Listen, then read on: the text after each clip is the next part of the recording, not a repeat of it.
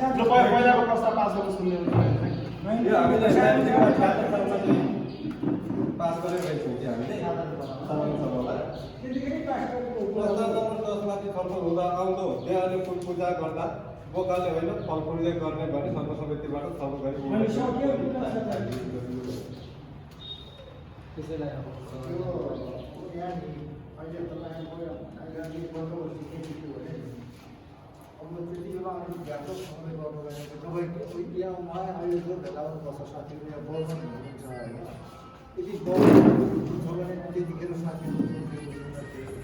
कसरी पास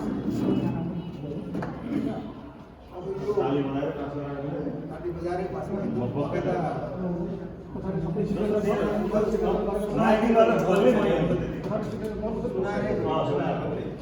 अनि त्यो 13 दिनमा 7 दिनमा ल्याउनु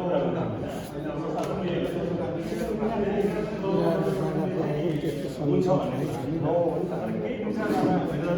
केही दुई चारजना राम्रो भएन भने चिन्ता नगरौँ भनेर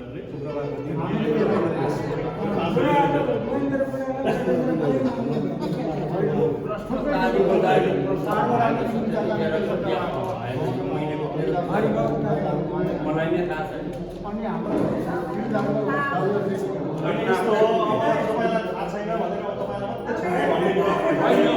म जतिको त थाहा नहुने भयो पनि एउटा पाहाडको प्रतिनिधि हुने भयो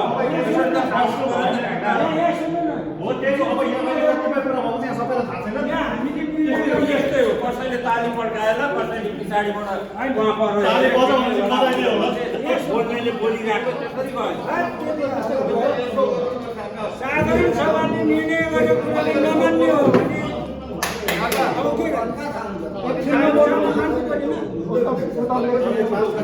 के सुरेन्द्रजीले दिनुहुन्छ भने एकछिन हाम्रो यहाँ सुरेन्द्रले कुरा राख्नु मलाई एकदम खोकी पनि लाग्यो सन्चो पनि छैन तर मलाई यहाँ के लाग्यो भने अलिकति बोल्नु कि जस्तो लाग्यो यो अब देशको ठुल्ठुलो देशको संविधान त चेन्ज हुन्छ भने होइन कानुनहरू नियमहरू चेन्ज हुन्छ नि त अहिले गरेको यहाँ पार्टीहरूकै अब भइरहेको हुन्छ बाल विवाद भइरहेको हुन्छ मत हुँदाखेरि यो चेन्ज गर्न पनि सकिन्छ अघि आएको थियो नि जे भए तापनि कोर अगाडिको रूपमा चाहिँ साधारण सभामा जे पाएको भए तापनि अघि एकचोटि निर्णय भएको थियो नि काकाले पनि भन्नुभएको थियो अब एउटा सम्पूर्ण वंशको नामबाट एउटा उठिने भोट दिने र कसै इच्छुक कोही इच्छुक हुनुहुन्छ भने दिन सक्ने यही रूप गरौँ भन्ने मलाई त लाग्छ अगाडिको त्यो कुरोलाई छोडिदिउँ बरु लेखको बन्छ लेखौँ यसरी पहिला यो भए तापनि यसो गरौँ भनेर लेखौँ सच्याउन सकिन्छ अथवा परिमार्जन गर्न सकिन्छ त्यसलाई बिस्तारै अब पछाडि चाहिँ फलफुलले गर्ने अब त्यो अवस्थामा पुगेछ भने त्यतिखेर गरौँ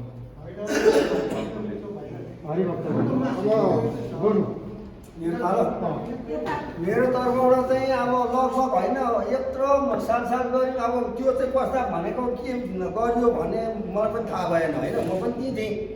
तर त्यतिखेरको मौकामा चाहिँ जस्तै माइकी गरे कुरा गरियो नि जति सुन्नेले सुन्नु खाजा खानु थाल्यो जम्मै खाजातिर छन् भात खान थाल्यो भाततिर गएर त्यस कारणले गर्दाखेरि सुनेकै छैन मान्छे त्यो बनाउने पानी खानु गयो होला सुनेन होला मैले सुनिनँ अब यहाँ समितिहरू साथीहरू कतिले सुनेको छुइनँ भन्दै हुन्छ हामीले मात्रै होइन तर पास गर्नेले गएर लेख्ने लेखो त्यो कुरोलाई चाहिँ अब परिवर्तन हुन्छ भने हुन्छ हुँदैन भने अर्कै तरिकाले गर्नु हामी तपाईँहरू को चाहिँ नगर्ने फलफुलबाट को एउटा बोका नगर्ने मान्छेहरू अलग अलग गर्नु मेरो चाहिँ माग्दै हो साथीहरू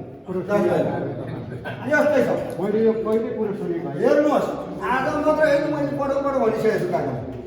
अध्यक्षज्यू अहिले पाहाडबाट नि एक दुईजना दाजुभाइले भनिसक्नुभयो है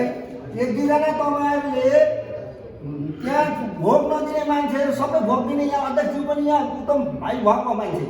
त्यतिखेरको पालामै तपाईँको पालामा काट्दै गयो यो राम्रो कुरो हुन्थ्यो होला है काकाको पालामा चाहिँ प्रस्ताव आएको छ नि त मेरो पालामा आएको हो र होइन त्यो अहिले त त्यो तपाईँले पनि त्यो राख्नुभयो नि पैसा भयो परम्परा हाम्रो बाजेहरूले गरेको रीतिथिति थियो अब त्यस्तै थियो हामीले दिवाली नगर्दा पनि हुन्छ होला नि होइन यस्तो के देवालीको अर्थै त अब सबैलाई हामीले चाहिँ त्यसो गर्ने अरू के अरे वंशहरू पनि छैन यो भाइको भनाइ बुझिहाल्यो अब बोल्नु चाहनुहुन्छ यहाँलाई फेरि अब अगाडि शान्त गरेर सुन्नु होला के देख्यो भने हाम्रो अलिकति यो महत्त्वपूर्ण कुराहरूलाई हामी प्राथमिकता दिने प्राथमिकता साथ सुन्ने अलिकति मेरो कुरा सुन्नु है साथीहरू ल पछाडिको भाइहरू अब हामी के छ भने एउटा कुरा त हाम्रो साधारण सभा भनेको देवाली पूजामा गरिन्छ देवालीमा स्वास्थ्य खाने गर्ने भेट्ने खाने त्यतातर्फ बढी ध्यान आकर्षण हुन्छ मान्छेहरू बढी त्यतापट्टि हामी त्यतै बढी जोड दिन्छौँ अब देवाली अब यो चाहिँ साधारण सभा भनेको चाहिँ विशेष गरी नीतिगत कुरामा केन्द्रित भएर नीतिगत कुरा पास गरेर अनि त्यस पछाडि चाहिँ गर्ने कुरा हो साँच्चै भन्ने हो भने हामीले यो चाहिँ अघिल्लो दिन चाहिँ साधारण सभा गरेर नीतिगत कुराहरू सकेर अनि त्यो दिन चाहिँ खानपिन रमाइलो गर्ने तर्फ लाग्दाखेरि धेरै राम्रो हुन्छ यो हाम्रो अलिकति सिस्टम चाहिँ गलत भइरहेछ को दुई दिन भेला भएर को सक्ने के भन्ने खालको कुरा हुन्छ तर एउटा नीतिगत कुरा हामीले पास गर्नुपर्छ साधारण सभा भनेको त नीतिगत कुरा पास गर्ने हो हामी के गर्छौँ हामी चाहिँ हाम्रो दाजुभाइको चाहिँ बिचमा जुन अब सामान्य भयो भने आर्थिक कारोबारहरू छ त्यो के भइरहेको छ अनि आगामी दिनमा चाहिँ हाम्रो दाजुभाइहरूलाई अब उद्धार गर्ने सवालमा होइन हाम्रो चाहिँ एउटा दाजुभाइहरूको चाहिँ संस्थालाई उद्धार गर्ने विकसित गर्ने कुराहरू के गर्छौँ भन्ने कुरा चाहिँ नीतिगत कुरामा हामी विशेष केन्द्रित भएर त्यसलाई पास गर्दाखेरि चाहिँ अब यो चाहिँ के अरे भइरहेको कुरा हुँदैन यहाँ अहिले यहाँको यो तपाईँहरूको उसले चाहिँ के देख्यो भने विवादित देख्यो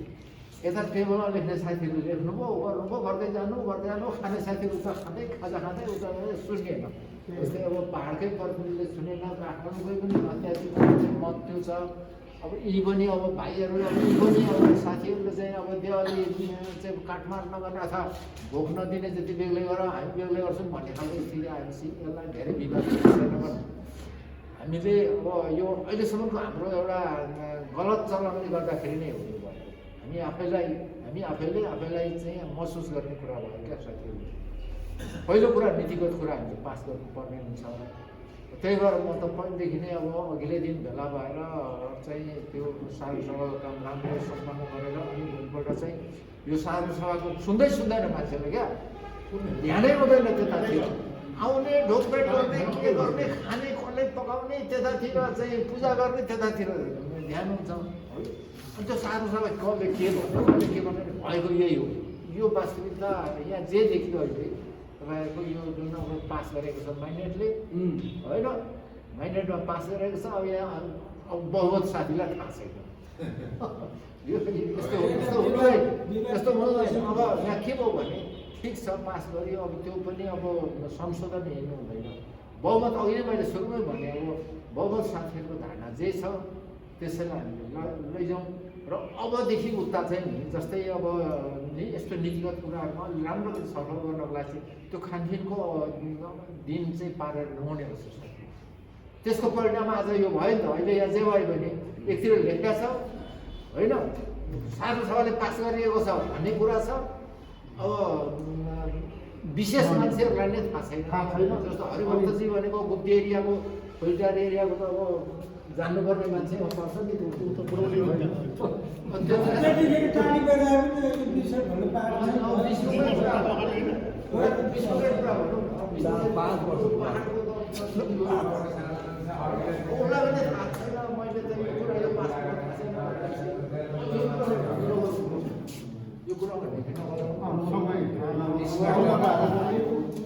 अब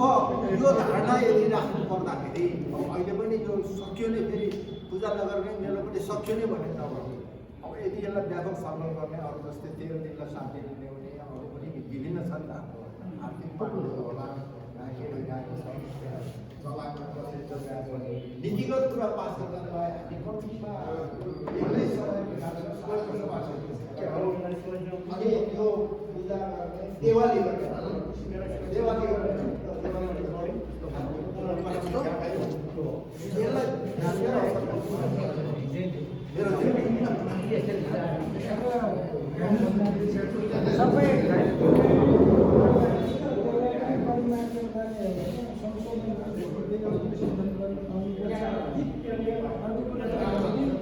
एउटा प्रकारले सारा हाम्रो वंशको एउटा मात्रै देवताको पूजा गर्नु रूपमा बाँकी बाहिर जाने त्यो मूर्तिमा भाग्य पहिलाकै सिस्टम पहिल्यै गरिन्छ सुन्नु भने पछाडिपट्टि लु अब हामी धेरै यसमा नलाग्नु होइन हामी यसो गरौँ कि एउटा पुरै पितृको नाममा तपाईँ गरौलीको सन्तानले एउटा पाठाले पूजा गर्ने त्यही होइन त पछाडि पनि है हाम्रो दाजुभाइ कसैको अब यस्तो व्यक्तिगत अब कसैको भाकल छ केही छ भने जस्तै बिहा भएको हुन्छ कसैले त्यतिकै भाकल गरेको हुन्छ त्यो चाहिँ पाउने गरी लु अब धेरै अर्को प्रस्ताव पास गर्दैछौँ साह्रै ताली बजाउनु पर्यो नि त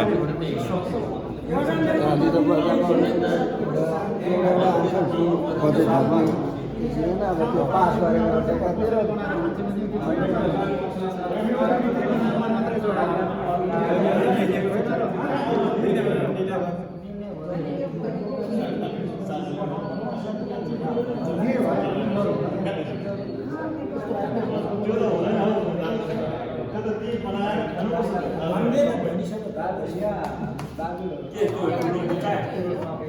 ठुलो सानो जत्रो कुरा गरेको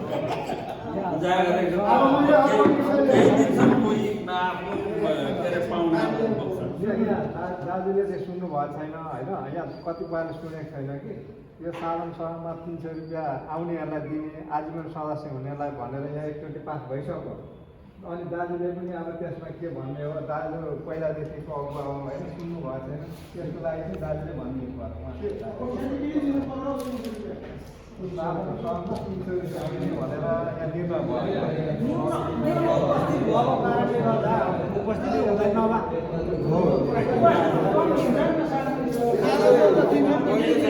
पालो गरेर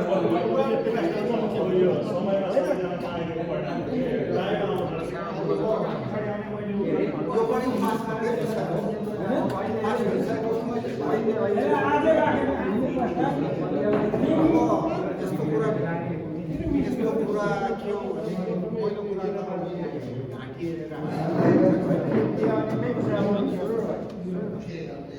हेरेर हार्नु भन्छ यो चाहिँ के हो भने विशेष गरी सबै दाजुभाइलाई हाम्रो आर्थिक पाटो थाहा भने आर्थिक संस्कृतिको कुरा हामी यदि सक्षम छौँ अथवा यो त निरन्तर हुनु पऱ्यो हिसाबेर अनुसार गर्ने 300 को ठाउँमा 200 दिने कि 500 दिने कि 100 दिने कि त्यो पनि बुझ्नु पर्यो अनि अर्को हामी निरन्तर दिन सक्छौँ कि सक्दैन हाम्रो स्रोतले झन्झरी गर्छ जस्तो साउमासले त कुरा भयो मुनाफाले त्यस्तो ब्याजले हाम्रो चाहिँ सामान्य खर्चहरू दिन मिल्ने भने त दिँदा खुसी हुनुहुन्छ नि त एकदम राम्रो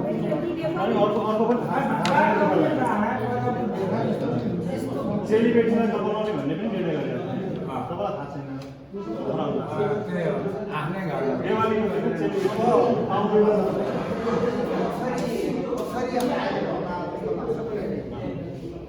चेलीबेटी ज्वाइँ छोरालाई हाम्रो यो त पर्व हो नि त हाम्रो दाजुभाइ हाम्रो कर्मी सन्तानको पर्व हाम्रो पर्वमा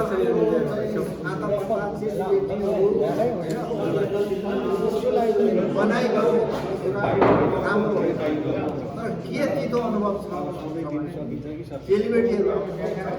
हामी आफै थाल्पेर सत्कार गर्ने पाहुनालाई सम्मान गर्नु पर्यो पाहुनालाई ठेल्यो अहिले पाहुनालाई खुवाउनु पर्यो, बुढापाका महिलाहरूलाई खुवाउनु पर्यो। अब त्यो दिन भनेको त अब महिलाहरू हाम्रो महिलाहरू सधैँ घरमा त पकाएर खुवाउनु पर्छ। त्यो दिन भनेको महिलाहरूलाई पनि प्राथमिकता दिने सबभन्दा पहिला त पाहुना, त्यहाँदेखि हाम्रो ज्येष्ठ नागरिकहरू, अनि महिलाहरू, केटाकेटी पनि आउँछन् त्यसमा, एउटा बुझ्दैन नि त। त्यस पछाडि हामी अरू मान्छेहरू सबैलाई चित्त बुझाएर रमाइलो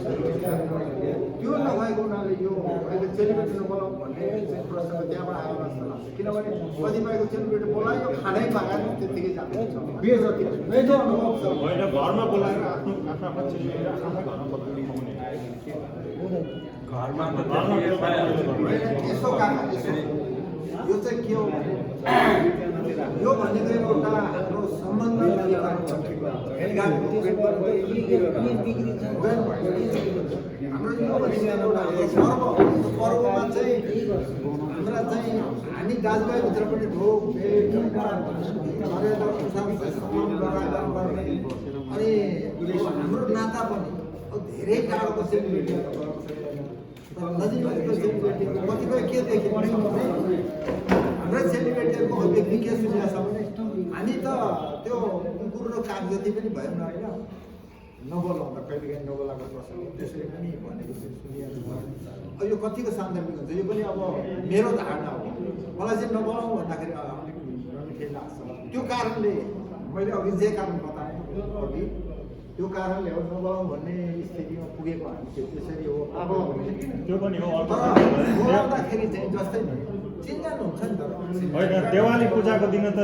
चेलीबेटीलाई त अब त्यहाँ इन्ट्री नगरेको राम्रो हो नि त। कुटुम्ब चिन्जान चाहिँ भएको छैन होइन। कसैको चिन्जान भन्दैन त्यो बेकारको कुरा हो। चेलीबेटी मात्रै होइन पाहुना नबोलाउने भनौँ न। चेलीबेटीमा दोस्रो पाहुना मेरो साथी अथवा म महाविष्णु भएर मैले जैमले मेरो छ भने दुर्गा नबोलाउने के हामी महाविष्णु परिवारको मात्रै आउँछ। हाम्रो कुल पूजाको कुल प्रसाद खान आउने हो क्या भोज खान। देवाली भनेको चाहिँ त्यो हो जस्तो लाग्छ है मलाई। अब तपाईँहरूको अब हामीभन्दा अरू सभाहरू हुनुहुन्छ तपाईँहरूले नै यस विषयमा चाहिँ अब बोल्नुपर्छ के गर्ने भन्ने कुरा। यसलाई चाहिँ हामीले सुरुमा चाहिँ के गर्नु भने अब कुरा सुरु भनेको सबै कुरा सरल गर्दै हुँदाखेरि अब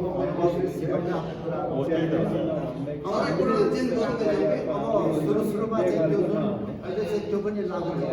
जुन शिर खाने त्यो बोका पूजा गरेको हुन्छ नि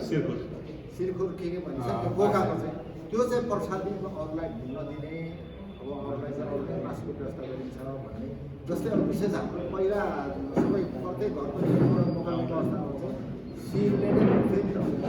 अनि शिरको चाहिँ प्रसाद दाजुभाइले मात्रै खाने बाँकी अरू चाहिँ चेलीबेटी हो त्यसो गरिहाल्थ्यो। अब सामान्यतया अन्यत्र पनि त्यसै गर्छ शिर खाने भन्छ नि त्यो चाहिँ त्यस कारण यो पनि कुनै त्यस्तो अब मानिसको बाहेक अरूलाई नबोलाउँ परवीर बाहेक अरूलाई नबोलाउँ भन्ने कुरा त्यस्तो नै त होइन। हामीले तय गरौँ अब हामीले एउटा सन्तुलित किसिमले हाम्रै के गर्दा राम्रो हुन्छ हामी चाहिँ सोच्दैनौँ मित्र हो। यसमा कुनै त्यस्तो लिखित विधि विधान चाहिँ के गर्ने भन्ने छैन। हामीले चलाउने कुरा हो भने हामीले नै बनाएको हामीले नै परिमार्जन गर्ने हामीले देखेको चाहिँ नि दाजु